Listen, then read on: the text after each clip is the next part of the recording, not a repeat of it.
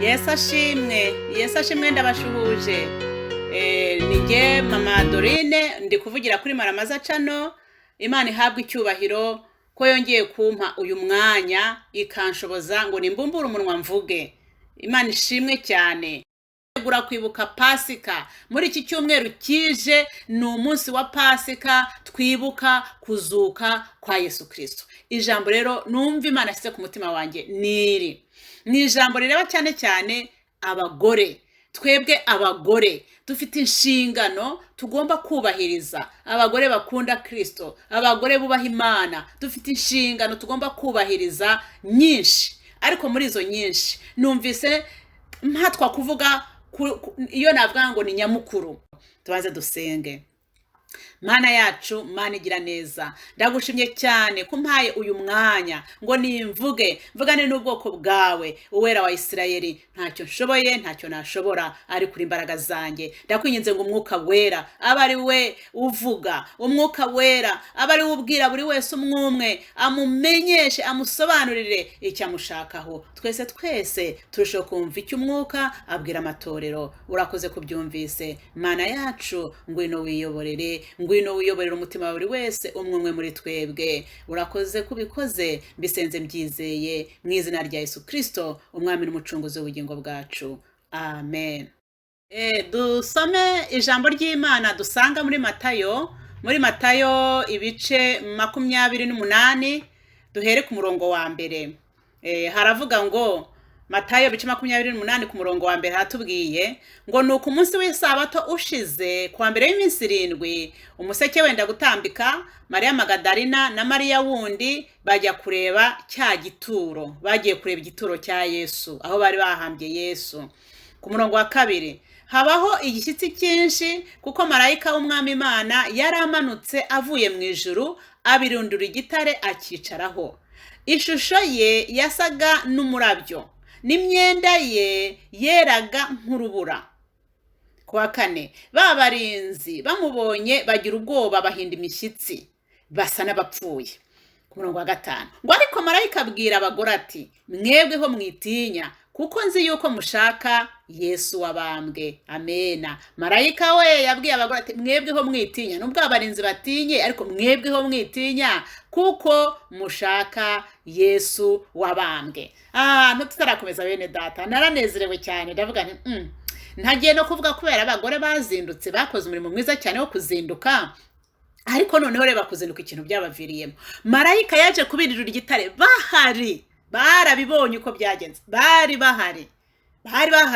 Marayika birindura igitare. Niyo mpamvu bari barinze bo bagize ngo ubwo bagahinda umushyitsi bakamera nk'abapfuye. Ariko marayika itabwira abagore ati twebweho bene data, twe kugira ubwoba. Amena. Twebweho dukomeze turaza kuganira ijambo ry'Imana. Tubanze dukomeze. Nari numvise mfashijwe cyane ukuntu aba bagore bari bahageze. Marayika aza kubirandura urutare already.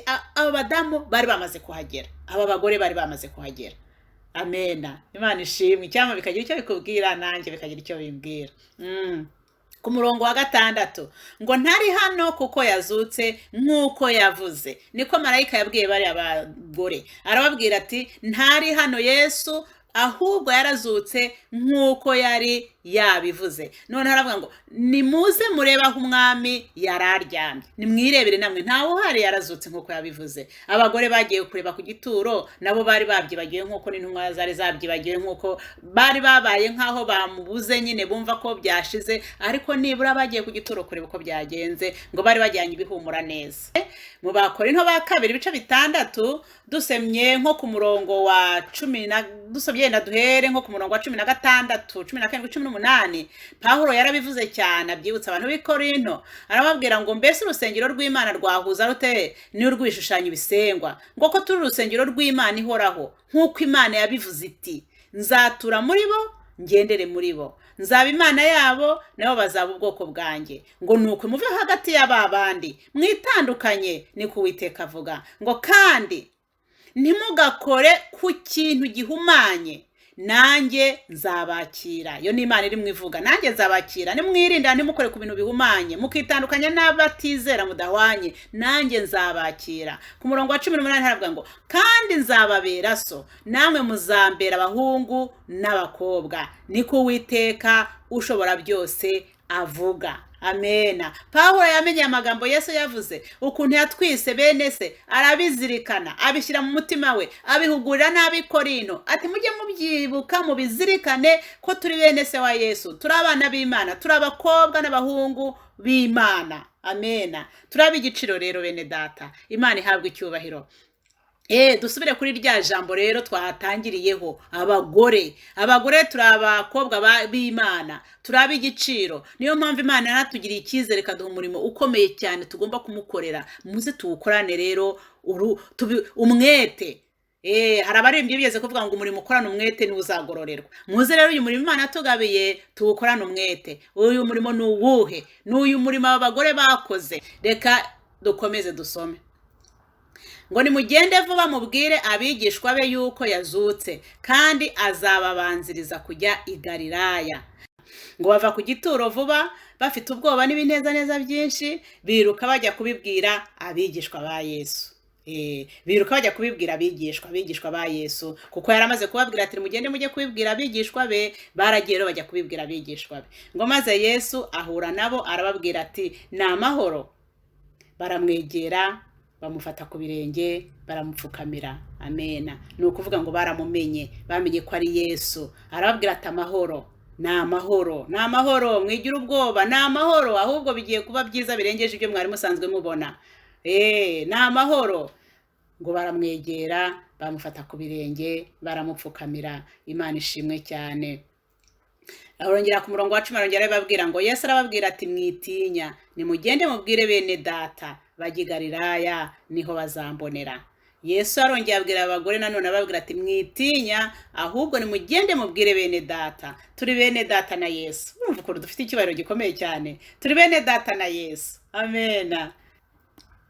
Muri Matayo 28 umurongo wa 7, uyu marayika ukomeye wari umaze kuribirindura igitare yahaye inshingano aba bagore, inshingano ikomeye cyane, avuga ngo nimugende vuba mubwira abigishwa be, mubwira abigishwa ba Yesu. Iyo tuvuga ahangaha abigishwa ba Yesu ni za ntumwa ze 12. Hari igihe bavuga ngo nabigishwa be, hari n'igihe babita intumwa ze. Intumwa ze ni zira 12 yari afite, ariko noneho abigishwa be ni abantu bose bumvaga inyigisho za Yesu, abantu bose bamukurikiraga bakumva inyigisho ze, ni nabigishwa ba Yesu. Muri abo bigishwa ba Yesu rero harimo na zira ntumwa ze 12. Hamwe usanga babita abigishwa be, ahandi ugasanga babita intumwa za Yesu. Nuko Imana ishimwe rero. Yaramubwira rero tugenda ubwira abigishwa ba Yesu, ubabwire ko yazutse, ko ari muzima.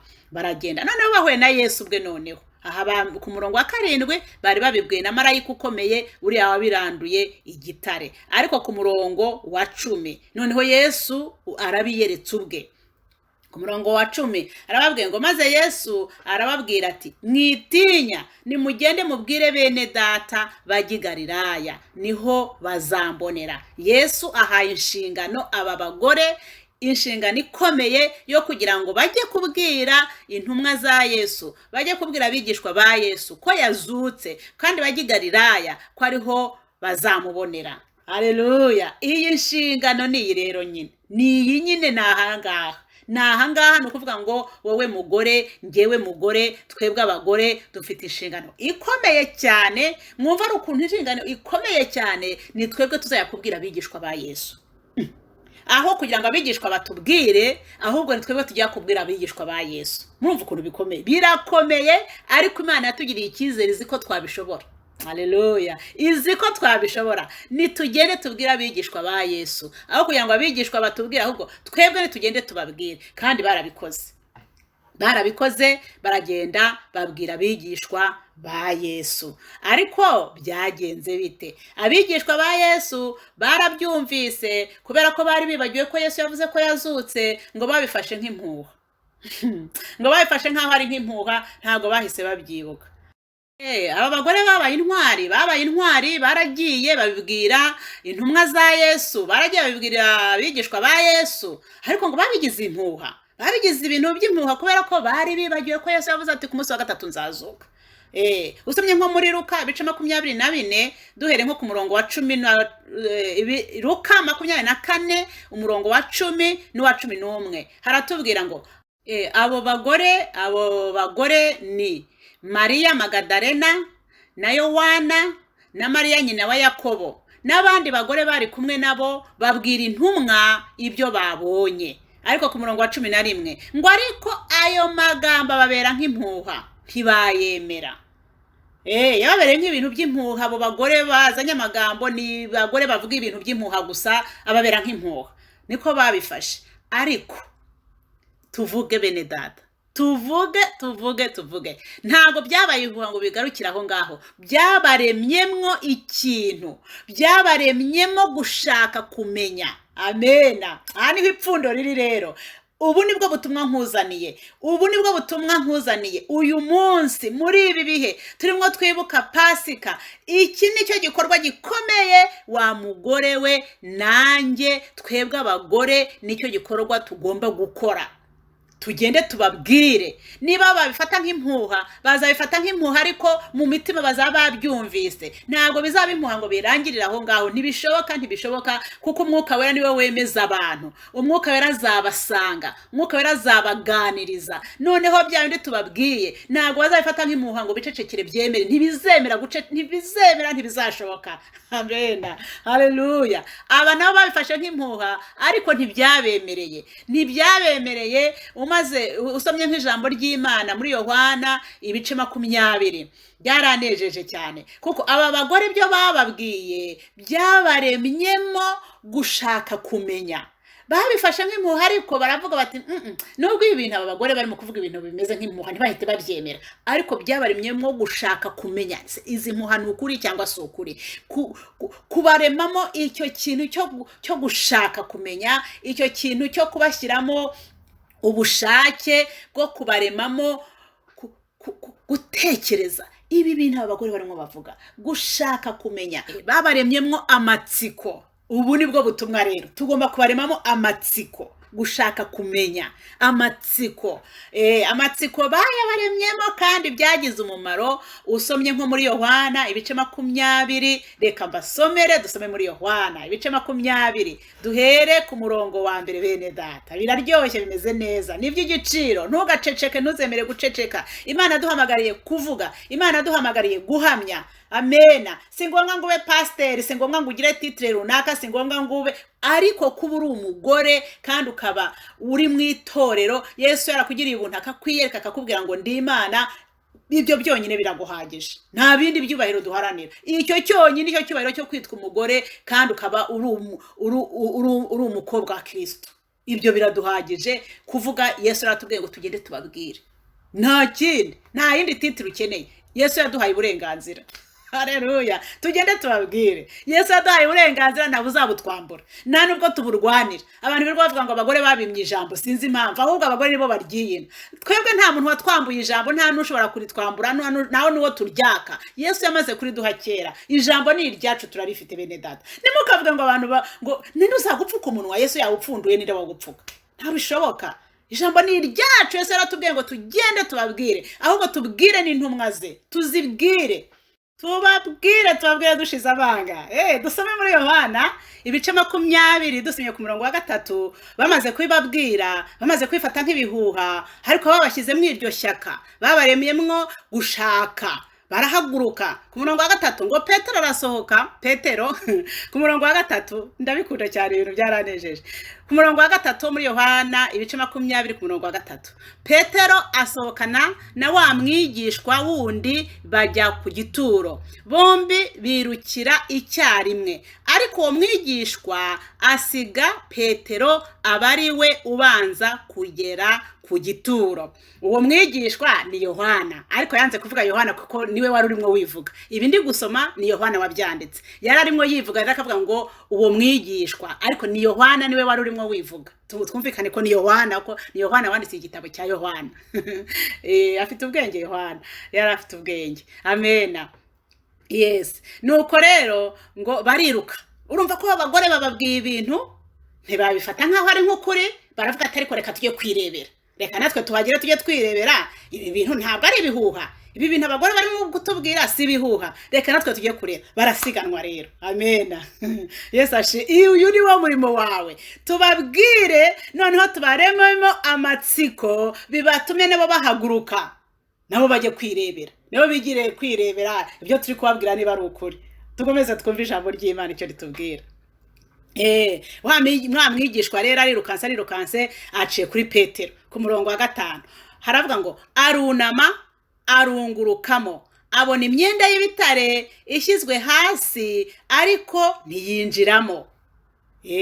Yayirukanse aca kuri Petero, aragiye ararunguruka, abona imyenda irunze ishyizwe hara, ingwizi yari izinze neza iri hara ku ruhande, ariko we ntiyinjiyemo. Ariko noneho Petero arahagera rero. Urabona nyine nugusiganwa tu, muri uru rugendo turimo nugusiganwa. Petero amushyikiriye asanze yunamye aho ngaho. Petero ati oya, nje ntabwo ndi bwunamemo gusa. Ku murongo wa 6 ngo maze Simoni Petero nawe aza amukurikiye, yinjira mu gituro. Amena. Petero yahise yinjiramo. Haleluya, haleluya.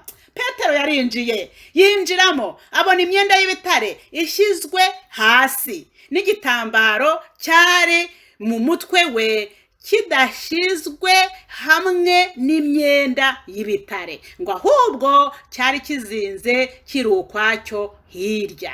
Amena. Ngo nicyo cyatumye na wa mwigishwa wundi wabanje kugera ku gituro nawe yinjira. Haleluya. Bene data, babiri barutumwe, niko ijambo ry'Imana ritubwira ngo kubera ko uyu umwe aguye undi aramwegura. Aba bantu murabona ko bagiye babana inyunganizi, bagiye basiganwa, nugusiganwa, tugomba gusiganwa. Uru rugendo n'urwo gusiganwa. Yaragiye amucaho, ageze ku gituro arunama, ntiyajya mu gituro ariko Petero ahageze asanga yunamye, yabibonye ko Yesu nta uri mu gituro, nta urimo, ariko Petero avuga ati hoya, nge ntabwo ndi bwuname gusa ahubwo ndinjiramo. Petero yinjiramo, amaze kwinjiramo undi aravuga ati burya birashoboka no kwinjiramo, nawe ahita nawe noneho aratinyuka nawe yinjiramo. Amena. Yesu ashimwe cyane. Ngo abibonye arizera ibyo yabwiwe na wa mugore. Imana ishimwe. Twe turi gusoma ku murongo wa 8 ariko tutarawurangiza, reka ngusubiremo murangize neza. Ngo nicyo cyatumye na wa mwigishwa wundi wabanje kugera ku gituro nawe yinjira, abibonye yizera ibyo yabwiwe na wa mugore. Amena. Ngo kuko bari bataramenya ibyanditswe ko akwiriye kuzuka. Bari barabyibagiwe. Yesu rero abibabwiye ariko bari barabyibagiwe, ariko noneho barabyibutse. Ku murongo wa 10 ngo maze abigishwa basubirayo bajya iwabo banezerewe, bashima Imana, bahamya. Niyo mpamvu babyanditse uko babyanditse nyine. Iyi nkuru nsomye niyo Yohana ubwe yanditse. Yohana niwe wanditse iyi nkuru. Bene data, Imana ishimwe. Aba bagore bakoze umurimo ukomeye cyane, bashyize amatsiko mu ntumwa za Yesu, bashyize amatsiko muri aba bagabo. Abagabo nabo babintwari, baravuga bati ibi bintu ntabwo twabifata nk'ibihuha gusa ngo duceceke, ahubwo reka tujye guhinyuza. Amena. Haleluya. Wa mugore we rero, hera mu rugo rwawe urememwe amatsiko. Amena. Mu rusengero usenga, ku musozi utuyeho, icyo dushinzwe ntabwo twabemeza, ntitwabishobora. Bavuga ko ari ibihuha, nibavuge ko ari ibihuha, ariko uza wamaze kubibabwira byageze mu matwi yabo, abo gukira babandi bazagira amatsiko, bazajya kwigererayo. Senga Imana iguhishurire, ubivuge. Nubivuga ibyo babwiye bazavuga ati ni ibintu by'ibihuha, n'ubuhanuzi bw'ibinyoma. Ariko niba ari ibinyoma, nabo bizabatere kujya ku mavi, nabo bizabatere gusenga, bamenye koko niba ibyo uvuga ari ukuri cyangwa nibyo uvuga ari ibinyoma. Mani tugirire neza. Ababigishwa ba Yesu ni abayobozi bacu, ababigishwa ba Yesu ni abatware bacu, ababigishwa ba Yesu ni abantu batuyoboye, ni abantu b'Imana, ni abakozi b'Imana. Yesu agufashe wa mugore we, nanjye amfashe, tuba abanyamasengesho, twige kumenya kubyuka kare dusenga Imana, twige kumenya kubyuka kare tuvugane n'Imana. Haleluya! Imana idufashe, kandi Imana yatubwiye ngo ntitugire ubwoba, iri kumwe natwe, kandi Imana yaduhaye ijambo iravuga ngo tugende tubabwire, utinyuka ubabwire, bwira umuyobozi wawe, bwira umupasiteri wawe, bwira umuyobozi wawe, umubwire icyo Imana yakubwiye, nubwo wabifata nk'ibihuha ariko bizamutera kujya ku mavi. Niba ari umuntu koko ukorera Imana, niba ari umuntu wubaha Imana, bizamutera nawe gusenga, bizamutera gusenga, sobanuza Imana. Ese uyu mugore arimo avuga Mana, ni wowe wabivuze cyangwa n'ibihuha by'abagore? Bizamutera gusenga. Uwo ni umurimo wawe, uwo ni umurimo wanjye, kubaremamwe amatsiko. Ibyo byose ibyo tuzajya tuvuga, niba koko twavugishijwe n'Imana, twahuye na Yesu. Aba bagore bahuye na Yesu, ntabwo ari ibyo bumvanye, bahuye na Yesu. Yesu arababwira ati nimuhumure, nimugire ubwoba, nimugende ahubwo mubabwire. Niba warahuye na Yesu rero ukaba warihannye ibyaha, Yesu yarakubabariye ibyaha, ntugire ubwoba, we babwire icyo Yesu agushyizemo, aba ari cyo uvuga, icyo Yesu akubwiye aba ari cyo uvuga, icyo Yesu akubwiye gukora aba ari cyo ukora. Uzabaremwa mu matsiko, tuzabaremwa mu matsiko. Amena. Ba bakozi b'Imana tuzatuma nabo barushaho kujya ku mavi, barushaho gusenga Imana kugira ngo nabo bayisobanuze. Bene data, icyo ndi mukuvuga ntabwo ari uko ndi kubabwira ngo nimugende muhangane n'abayobozi. Woya, abayobozi turagenda tubabwira iby'Imana yatubwiye, ducishije bugufiya, tububashye, kuko Imana yaratubwiye ko tugomba tububahe, ariko tubabwira iby'Imana yadutumye. Noneho nabo bajye ku mavi, basenga Imana, basobanuza Imana. Ese ibi ngibi abagore barimo bavuga ni iby'ukuri? Ntabwo ari twe tuzababwira ngo nimuhaguruke kuri bene, noneho natwe tuyicareho. Nitwe twivuganiye n'Imana, nitwe tuzi ko Imana ivuga. Nimuhaguruke natwe twicare, nimuhaguruke natwe tuvuge. Ntabwo Yesu yigeze ababwira ngo nimugende muba ari mwebwe muhinduka bigishwa ngo noneho mubasimbure. Oya, yaravuze ati nimugende mubabwire. Twese iryo jambo Imana yari duhaye, abahungu n'abakobwa ba Kristo, icyo Imana yaduhaye ni ukuvuga. Abagore cyacu ni ugusenga, tukagenda tugahura na Yesu Kristo, akatuganiriza, akatubwira, tukaza tukabwira abayobozi bacu, tukaza tukabwira abatware bacu, tukaza tukabwira bene data, tukaza tukababwira icyo Imana yatubwiye. Nabo bakagira amatsiko yo kujya kwigererayo, yo kujya gusenga, yo kujya gusobanuza. Nitubikora neza kandi tukabikora koko nk'uko Imana tuyoboye, mu rusengero tuzaba abagore bakora umurimo w'Imana neza. Tuzakora n'abayobozi bacu neza, tuzakora n'abayobozi bakorari neza, tuzakora no mu cyumba cy'amasengesho neza, tuzakorana neza kuko tuzaba turi kuvuga iby'Imana yadutumye, tuzaba turi gukora umurimo w'Imana wo mu muhamagaro wacu. Umuhamagaro wacu ni ukugenda tugahura na Yesu, tugasenga, tukaza tukababwira icyo Imana yadutumye. Imana iguha umugisha mubyeyi. Ijambo rari nkuzaniye nere muri iki gihe cyo kuzuka kwa Yesu Kristo, muri iki gihe turimo twibuka kuzuka k'umwami wacu, muri iki gihe turimo twibuka umuzuko. Yesu yarazutse hashize imyaka 2000 birenga, 2020 ndetse n'indi birenga. Yesu yarazutse, ni muzima. Ntabwo turuvuga ngo Yesu yazutse uyu munsi. Yesu yarazutse muri iyo myaka, gusa duhora tubyibuka, tubizirikana, kuko kubizirikana niyo nsinzi yacu, nizo mbaraga zacu. Ni ukubyibuka, ni ukubizirikana. Wa mugore we, nanjye nibwira ijambo nyamukuru nzanye niringiri, ubutumwa nkuzaniye n'ubu ngubu. Ni inshingano ikomeye ufite kugira ngo uhamye Yesu, kugira ngo uvuge ibyo wumvanye Kristo. Yesu uzamwumvana, uzumva ibyo avuga gute utahuye nawe se? Uzavuga icyo yakubwiye gute utasenze? Uzavuga icyo yakubwiye gute utaganiriye nawe? Uzavuga icyo yakubwiye gute utamwegereye? Bari abagore ngo bagiye ku birenge bya Yesu Kristo, baramuramya, baramuhimbaza, bamuha icyubahiro cye. Nawe nanjye inshingano yacu ni ukuvuga ibyo twumvanye Kristo, tukabibwira abo yadutumye kubibwira. Imana iguha umugisha, nanjye Imana imugisha. Dusenge.